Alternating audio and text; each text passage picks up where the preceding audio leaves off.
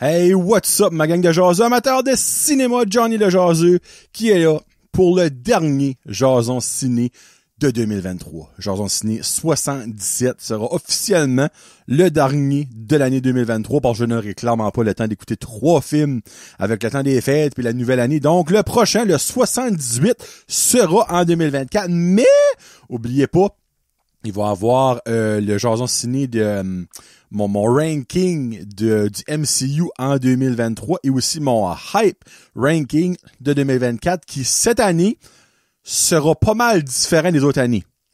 Et je vais dire en partie pourquoi, parce qu'il y a pratiquement rien de Marvel qui sort autre qu'un film et 2 téléséries Disney+.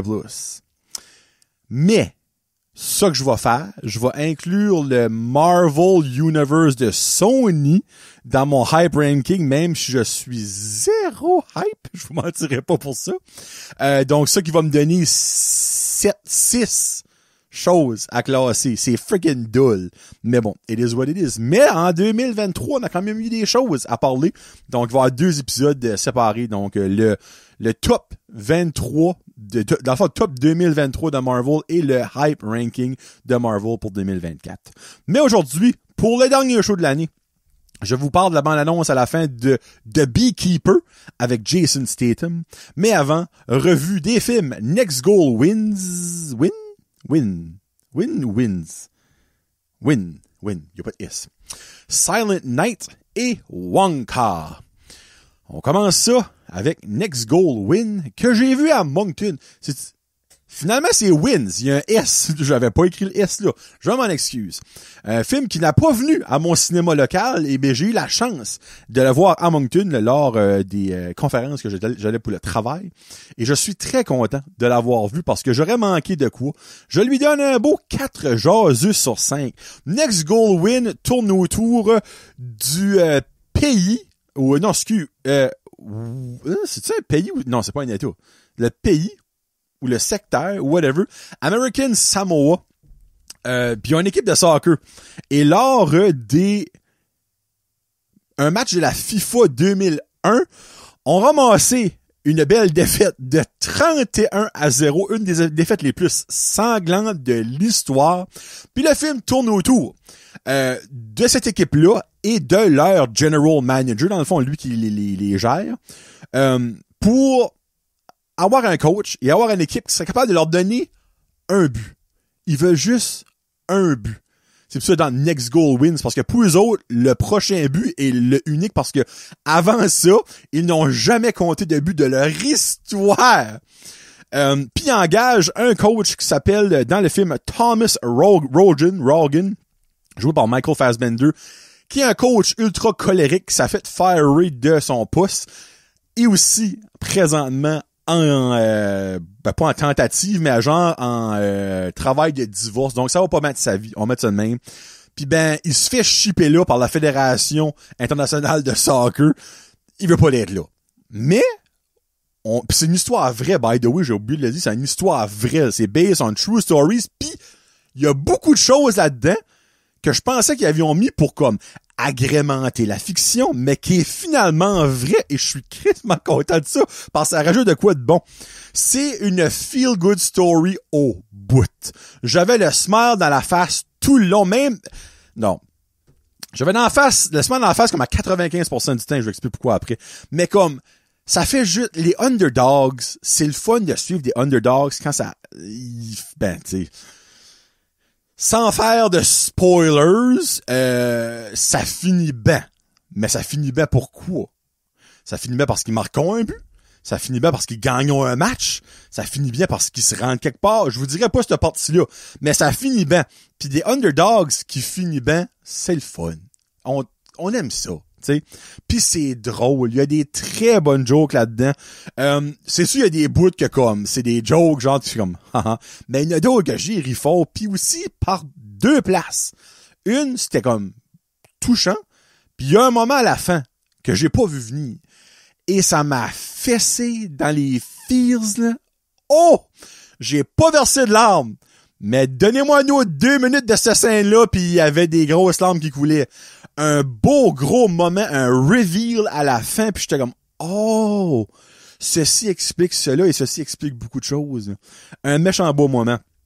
Il y a aussi l'histoire de Nicky Salapou, qui est le meilleur goaler de l'histoire de la American Samoa soccer team. Basically, lui existe pour vrai. C'est une vraie légende de ce style-là parce que la défaite qu'ils ont faite 31-0, c'est lui qui est le goaler. Là, vous vous dites, bon, ben, tabarnak, il a eu 31 buts, mais il a aussi fait comme 60 quelques arrêts.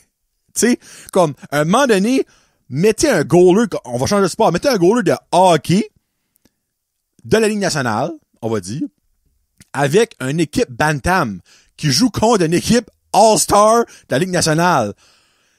Il va n'en laisser passer, là, c'est sûr, mais il risque d'arrêter beaucoup de rubber. Ben lui, c'est ça que c'est. Puis c'est vraiment son nom, là, c'est Nicky Salapou. It's a real thing. Il y a aussi l'histoire de Jay.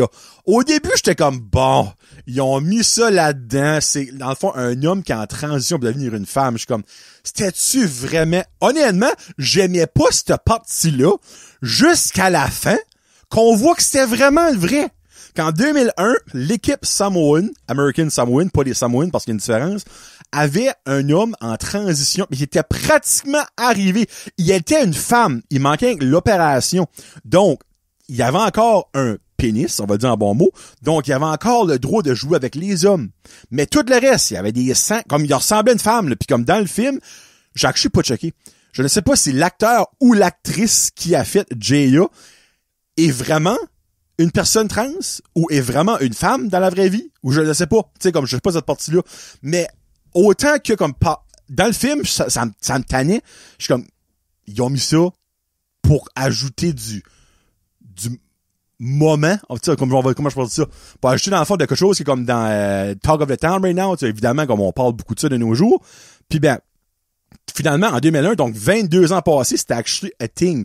Puis évidemment, dans le film, on voit qu'il y a eu cette personne-là a eu aussi des moments difficiles, se faisait bullier et se faisait rire de par d'autres gars super pumpés des autres équipes. Oh, vous avez une femme avec vous autres, tu sais comme. Donc, j'ai vraiment trouvé ça sharp qu'ils ont ajouté ça là-dedans. Puis aussi, le DG de l'équipe. Et son nom m'échappe parce que c'était des noms comme Samoan, c'est quand même des noms compliqués à dire. Je trouve que c'est vraiment pas la star du film, mais c'est vraiment un des gros highlights du film. Son garçon joue dans l'équipe à lui, puis son garçon est un des bons joueurs de l'équipe, honnêtement. Puis ben, turn out que comme son garçon trousse pas trop le coach, mais avec raison jusqu'à ce que le coach s'ouvre vraiment sur qui il est, puis dans le fond, qui break le wall de glace qui était en tant que lui. Puis honnêtement, moi, sincèrement, j'ai vraiment aimé ça de A à Z. Ça va prendre, j'ai un feeling que ça pourrait être sur Disney Plus, ce film-là. Pas pourquoi on dirait, ça donne des vibes de style de film qu'il y a beaucoup sur Disney Plus, mais nevermind, où ce que ça sort, écoutez-les, ça vaut vraiment la peine. C'est un film de Taika Waititi qui a fait les Thor, une grosse partie des Thor. Puis c'est aussi lui qui a fait le film avec Ryan Reynolds l'année passée qui a été très populaire. The New Guy? Hey my God. Minute, là. Ryan Reynolds. Là, c'est Irrelevant Thing parce qu'il joue aussi dedans. Parce que dans ce film-là, on le voit à quelques reprises. Il y a un genre comme de gourou qui raconte comme l'histoire. Là. C'est vraiment comique. Là. Puis il a aussi fait... Eh ben là, c'est bien ici. C'est vrai que je vais ajouter des petits compléments d'information. Ben là, je perds rien du temps. Free Guy, qui était excellent, honnêtement. Puis actually, non, Taika Waititi était juste là-dedans. Enfin, il était le méchant là-dedans. Parce que je pensais qu'il avait aussi écrit le film, I guess not. Donc, mon erreur. Écoutez, Next Goal Win, sincèrement, Feel Good Story. Vous pouvez pas finir ce film-là et être down. Vous pouvez pas finir ce film-là, vous êtes fâchés. Ça fait du bien, écoutez. Un film qui fait moi du bien écouter, mesdames et messieurs, c'est Silent Night, avec Joel Kinnaman, la seule personne qui est connue là-dedans. Et je comprends pourquoi, parce que c'est de la merde. Je lui donne un 1.5 jasu sur 5 et je me sens sincèrement généreux. Bon. Moi, je vais voir ce film-là, je suis comme, dernièrement, on dirait qu'ils ont une terrible fascination de faire des films meurtriers de Noël, l'année passée ou 2 ans passés. Violent Night. qui a été actually vraiment bon. Là, je vois ça, je suis comme, pourquoi pas. À la base, je vous explique c'est quoi le film. Et après ça, je vous dis ce que j'en pense. C'est l'histoire de Joel Kinnaman, qui vit, on va dire, à Old El Paso, parce que c'est Noël pis pas de neige. Turn out que c'est pas mal comme nous autres right now. Pis il joue tout bonnement avec sa femme et son enfant dehors, quand que il y a une chase de 2 chars de gang de rue qui se tirent un à l'autre. Et il y a une lost bullet qui tue son garçon à lui. Et après ça, lui décolle sur une chase après travers ces chars-là et voit qui a fait ça. Et après ça, l'année d'après, décolle sur une revanche. Et j'explique pourquoi l'année d'après. So, le film commence avec ça. On le voit courir partout. On le voit suivre une ballonne rouge pour finalement rattraper les autos. Et un des autos crash le monde qui est dedans à mort. Et l'autre auto, c'est la meilleure partie du film, se fait détruire par un loader avec des pics que tu peux rentrer en dessous des palettes de bois. Mais il y a un des comment je peux dire ça? Un des méchants qui sort du char qui n'est pas mort. Et il voit Joel Kinnaman et le tire dans la gorge. Scène très gory. Va à l'hôpital, opération dans la gorge et on le voit faire. Je suis comme, oh tabarnak! We're in for a ride. Beaucoup d'action de la gorge comme nice. Ça s'arrêtait là. OK? Parce que après ça, le film Silent Night tient son titre à perfection. Tout le long du film, et là je parle de tout le long, du début à la fin, il n'y a aucun dialogue. Zéro. Le gars est plus pas capable de parler parce qu'il s'est fait d'enfant, il a perdu sa voix, il a fait une opération dans sa gorge, il a fait tirer une balle dans la gorge, puis capable de parler. Et il refuse d'utiliser le petit patente que tu mets sur ta gorge puis tu peux parler en robot, là. Il refuse d'utiliser ça. Mais c'est l'affaire, et c'est que tout le monde autour de lui aussi perd la voix. Mais il ne perd pas la voix littéralement. C'est un qui lui parlons pas. Sa femme, qui après halfway through the movie le divorce parce qu'évidemment il devient une marde, le texte juste. Il rencontre une police, petit signal de tête. Les seules 2 fois que t'entends des paroles dans tout le film, c'est 2 fois sur des beepers de police. Roger, we need backup. C'est tout. Moi, j'angoissais, là. J'ai détesté ça, là. J'ai détesté cet élément-là. Que lui parle pas, ça me dérange pas. Mais pourquoi que tout le reste du monde, incluant les méchants qui essayent de tuer d'autres mondes, y a aucun mot qui n'est prononcé. Même quand ils se font tuer, c'est pas comme c'est comme genre comme what the fuck? Que c'est ça cette merde-là? En tout cas. J'ai eu il y a 1.5 qui vient avec une micro-émotion que j'ai eue parce que, dans le fond, son garçon est décédé durant le temps de Noël, il y avait des cadeaux en dessous de l'arbre. Durant toute l'année après ça qu'il récupérait de son opération pis tout ça, de sa gorge, pis ça va aussi fait tirer dans le jambe, ces cadeaux restent là. Et la soirée qui s'en va pour venger tout ce monde-là, son garçon, dans le fond, qui va tuer toute la gang, il apporte le cadeau de Noël sur la tombe de son enfant. Je vous mentirais pas, cette bout-là, je suis comme, petite émotion, un petit feeling right là. C'est je pense comprendre qu'est-ce que le directeur de ce film-là voulait faire. Parce que dans le fond, voulait nous mettre dans la peau de ce gars-là que lui ne parle pas. Donc, pour lui, le monde lui serait pas censé lui parler parce que whatever. Mais il a pas perdu Louis, là, tu sais. En tout cas, c'est colon, hein, mais c'est l'affaire, c'est que ils se fient sur le visage de l'acteur pour nous apporter des émotions de rage, de peur, de peine, tu sais, de joie. Mais Joel Kinnaman, il a pas le plus gros range facial de l'histoire, là. Comme c'est pas un bon acteur pour ça, il a de l'air d'être fâché steady, ce gars-là. Comme ça ne marche pas. La musique est pourrite. Aucune chanson de Noël, mais le film se proclame genre un peu comme une chanson de Noël parce que ça tourne autour des événements que ça passe à Noël. Sa revanche est le 24 décembre. Il y a un moment donné, comme il y a une scène de danse avec des arbres de Noël, comme aucune toune de Noël. Et la musique qu'ils ont décidé de mettre est de la merde. Pourquoi est-ce que le film est C'est des espèces de patentes techno qui n'ont aucunement rapport là-dedans, c'est laid. Puis on finit ça avec une scène quétaine, mais quétaine. Je me suis auto-programmé un gars quétaine et ça pour moi, c'était trop. Une scène de comme où ce que son garçon aurait été plus tard s'il aurait encore été en vie dans des boules de Noël. Ah ben tabarnak, arrêtez ça là. Mauvais de mauvais, comme sincèrement, j'ai donné 0.5 pour le moment d'émotion que j'ai semi-eu au moment où il a donné le cadeau sur la tombe de son garçon. Et le autre 1, c'est parce que je suis comme, ils ont mis de la gore. Il fallait que je relève mon chapeau. Ils ont pas eu peur de mettre la gore. Mais comme les scènes d'action sont très, ils essaient de faire John Wick, là. Ça marche pas, là. Ça marche pas pantoute. Il y a un moment donné, il monte comme 25 étages, puis à chaque étage, du monde, pareil comme que John Wick a déjà fait, tu sais. Mais tu pognes aucunement l'effet de John Wick, zéro pin bar. Le 3/4 des décès, c'est mal fait. Comme, ce film-là est silencieux et j'espère qu'au niveau du box-office, au niveau de vos oreilles, restera silencieux et vous l'écouterez pas. Et voilà. Un film que lui n'est pas silencieux parce qu'il y a beaucoup de chansons dedans. Wonka. Je lui donne. Êtes-vous prêts? La note parfaite. De 5 jours sur 5. Si vous avez écouté le top 23 2023 avec moi et Danick sur le Nervous Podcast, vous saviez que j'ai essayé de hyper Danick dans Wonka. J'avais extrêmement hâte de voir Wonka. Wonka à Delivery. Wonka, est-ce un film parfait? Non. Wonka m'a donné ce que moi je voulais à 150%.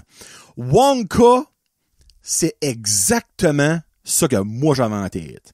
Minus une petite chose que rendu presque à la fin du film, j'ai compris pourquoi.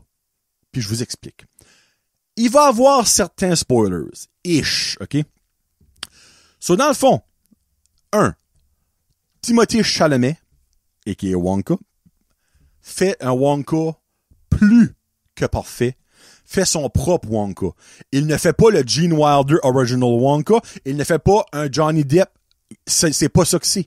Il fait son propre style de Wonka et c'est parfait. Il est excellent là-dedans, j'ai rien à dire sur lui, zéro bin bar.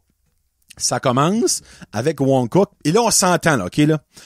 L'univers de Willy Wonka est magique, OK? On start là. Il y a beaucoup de choses là-dedans qui ne font pas de sens, mais dans l'univers de Wonka, ça fait du sens. C'est le même que c'est. So, si vous n'aimez pas ce style d'univers-là, ben, clairement, vous allez pas triper sur le film parce qu'il mange un chocolat puis se mettent à voler. Comme que dans les autres, il mange un chocolat puis devenait un blueberry, tu sais. C'est ça qui est l'univers de Wonka. So, ça, faut que tu réalises ça du début, que tu mets ça dans la tête.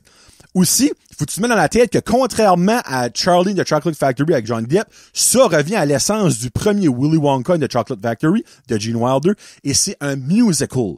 Il y a des très bonnes tunes là-dedans. C'est pas tout le temps des tunes. Je dirais il y a 7 tunes dans le film. Mais, veux pas, c'est un musical, OK? So, si que tout ça mis ensemble du départ, t'aimes pas les affaires qui sont pas réalistes, tu connais l'univers de Wonka et t'aimes pas ça, et que t'aimes pas les musicals, y a pas grand chance que t'aimes le film. Mais, on sait jamais. So, Wonka arrive dans la ville et arrive avec de l'argent. Et plus qu'il va, achète quelque chose, perd de l'argent dans une chose, se fait voler un petit peu d'argent, finit avec plus d'argent. Pour finalement se faire voir par un grand malfaitant comme des grosses dents sales. Il dit, garde, moi je sais où t'apporter parce que si tu restes avec nous, si tu restes dehors cette nuit, tu vas geler. Tu sais, il fait vraiment frais. Ah, c'est l'hiver. Il l'apporte dans cet hôtel-là, lui font signer un contrat, mais lui ne lit pas les fine print. Et les fine print sont que tu vas rester à cet hôtel-là et que tu vas payer avec ta vie. C'est ça que c'est. Donc, tu deviens employé de l'hôtel automatiquement parce que t'as pas lu les fine print. Parce que le monde qui va sur cet hôtel-là est du monde qui n'a pas d'argent. Donc, la méchante et le méchant, ben, dans le fond, c'est Olivia Colman qui fait la méchante. Je vais même vous dire son nom là-dedans. Tac. Wonka. Donc, la méchante se nomme... là. Puis là, évidemment, ils ne mettront pas les noms, les vieux sales. Tu sais, comme même, des fois, je comprends pas comment est-ce qu'ils mettent leur ordre là-dedans. Là. So, c'est Mrs. Scrubbit et Bleacher. Dans le fond, Scrubbit, Bleach. Vous comprenez le concept, tu sais. Puis il arrive là-dedans et il descend dans la cave pour devenir un employé de l'hôtel. Il rencontre là-dedans Noodle, qui est une petite fille qui est comme genre comment je peux dire ça, la Mondou. La fille de chambre de l'hôtel, tu sais. Et il rencontre aussi Miss Bonbon. Il rencontre Abacus Crunch, Lottie Bell, Piper Benz et Larry Chuckleworth, qui est d'autres personnes comme eux autres qui arrivent à l'hôtel en dernier recours et se sont fait recruter sans vouloir le faire parce qu'ils n'ont pas lu les fine prints. Et Wonka, au travers de ça, lui, son but, c'est de partager son amour du chocolat, vous savez évidemment ça. Et il veut s'ouvrir une shop dans la ville, mais évidemment, faut qu'il travaille durant le jour et durant le soir, tout est formé. Donc, trouve un moyen de sortir sans se faire apercevoir par Mrs. Scrubbit et Bleacher pour finalement essayer d'ouvrir sa shop de chocolat. Mais il y a le Chocolate Cartel. 3 chocolatiers qui sont ensemble. Ils ont le monopole du chocolat. Donc, tu ne peux pas ouvrir une shop de chocolat juste parce que ça te tente d'ouvrir une shop de chocolat. Faut passer à travers de eux autres. Mais c'est des malfaisants. Qui sont, dans le fond, les 3 autres méchants du film qui se nomment Slugworth, Prodnose et Ficklegruber. Prodnose me fait rire. Il y a un humour très noir. 3/4 de 5 par long, c'est comme « And we're gonna kill you and you're gonna die ». Comme il est vraiment dark, OK? Il y a quand même pas mal de chansons, je vous l'ai dit, là, tu sais. Il y a des très bonnes chansons. Je vais vous nommer 3 de mes préférés, là. Il y a Scrub Scrub, qui est la première tune qu'ils jouent quand ils tombent dans la cave de l'hôtel pour devenir basically leur Jack of all trades. Il y a aussi une tune qui chante avec Noodle, c'est For a Moment. Et la tune qu'on connaît déjà, c'est Pure Imagination, qui avait été interprétée par Gene Wilder dans le original Willy Wonka and the Chocolate Factory. Mais que moi, sincèrement, cette version-là, je la trouve way meilleure. C'est drôle, c'est colorful, c'est tout ce que je voulais. Je rentrais pas plus loin dans les spoilers. Il y a certains moments que je vais vous laisser vivre vous autres mêmes. Il y a des ups and downs. À la fin, on voit un reveal que si vous êtes moindrement wise, vous savez de quoi ce que je parle, mais je vous dirai pas c'est quoi. On voit un reveal que si le film va bien au box-office. Premier week-end, 151 millions worldwide. Premier 4 jours, 3 jours, techniquement. Je pense que ça va vraiment bien aller. Ils sont basically à 50 millions, je pense, de faire même de faire du profit. J'espère qu'il va y avoir une suite, parce que sincèrement, tu hires pas Timothée Chalamet juste pour le fun of it. Il est jeune, il peut encore faire ça pour un maudit bon bout. Et il y a une grosse ouverture. Il n'y a pas de mid-credit puis end-credit, c'est comme la scène de la fin nous fait l'ouverture de quelque chose qu'on connaît beaucoup, ce qu'on est déjà dans l'univers de Willy Wonka. Là.